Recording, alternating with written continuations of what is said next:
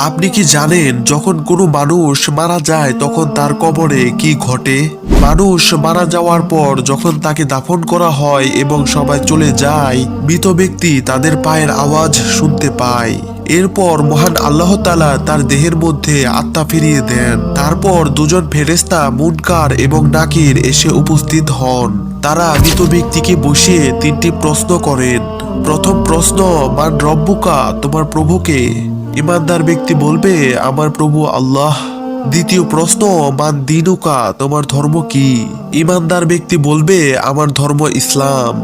তৃতীয় প্রশ্ন, নবীজির পরিচয় সম্পর্কে জিজ্ঞাসা করা হবে। ইমানদার ব্যক্তি বলবে, তিনি হলেন আমাদের শেষ নবী হযরত মুহাম্মদ সাল্লাল্লাহু আলাইহি ওয়াসাল্লাম। এরপর ফেরেশতারা বলবে, সফল কাম, তোমার জন্য রয়েছে চিরস্থায়ী জান্নাত। কিন্তু যারা উত্তর দিতে ব্যর্থ হবে তাদের জন্য রয়েছে ভয়াবহ শাস্তি।